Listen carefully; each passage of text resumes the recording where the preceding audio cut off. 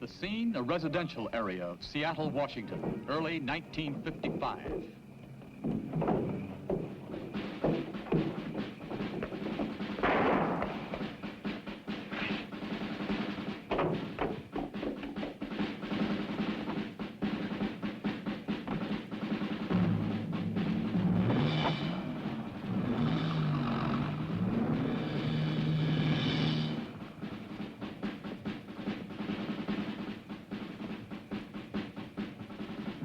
What you have just seen was based on an actual case from Seattle police files. A struggle, a shooting, but thanks to an alert passerby, a quick arrest.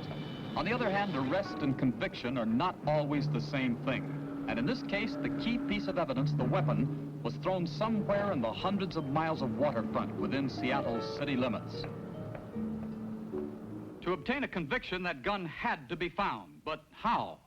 Well, for the answer, let's switch to the office of Jack Porter, captain of the Detective Division of the Seattle Police Department.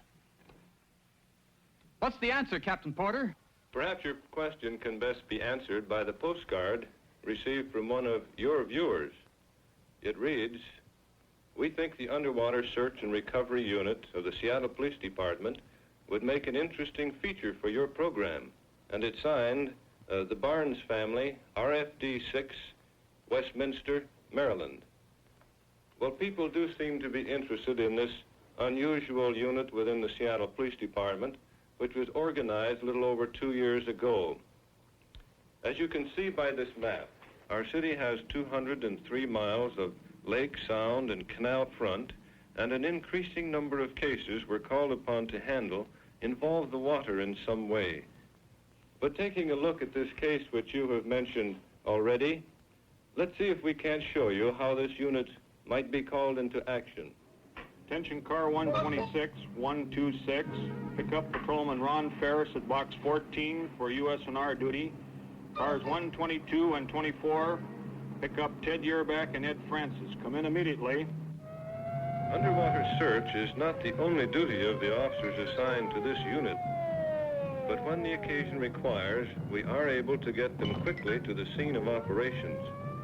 They are picked up and taken to headquarters, or if the need is urgent enough, directly to the place where the search will begin. In this particular case, we already knew the getaway route of the suspect, so it wasn't very hard for us to figure out where the gun might have been thrown. By the time the men arrive, the emergency truck carrying all their gear will already be there, and boats will be standing by offshore to lend a hand and help in communication. Because our Puget Sound waters can be a little cold, the men wear dry diving suits. Otherwise, their equipment includes swim fins, face plates, the standard air tanks. On their wrists, they wear a combination waterproof wrist compass and depth gauge. Their flashlights are waterproof for use under the surface, and they carry ordinary ping-pong balls. You'll see later how these are put to use. Once their equipment is thoroughly checked, the search begins. Under some circumstances, they would swim in a pattern similar to an aircraft search pattern, using compass headings. But in searching for a small item like a gun in a relatively restricted area, they are more likely to use a pattern of overlapping concentric circles. In this type of search, a weighted line is lowered from the boat.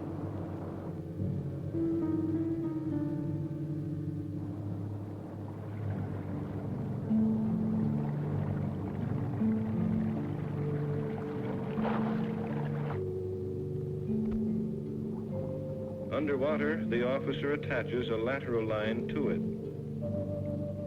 Then moving out a few feet from the center, he begins swimming in concentric circles.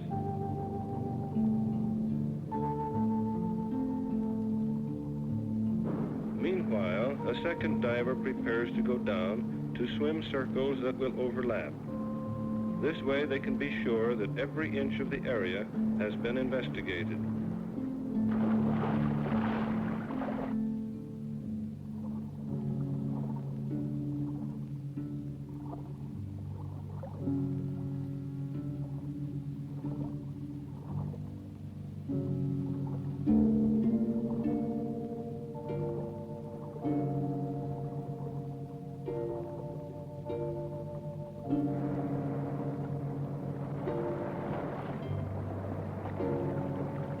Once the first area has been covered, the officers move on to the next. And here's something that happens quite often. Officers searching for one thing will find another. This may be a further clue and assist them in their investigation. And here's where those ping pong balls come into play. They mean send another diver.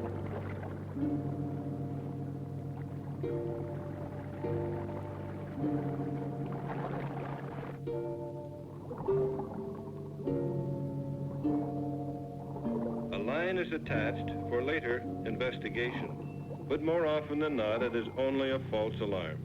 After hours of tireless searching in cold waters, the reward comes, the discovery of the all-important missing evidence. And so it looks as if the main search has come to an end too.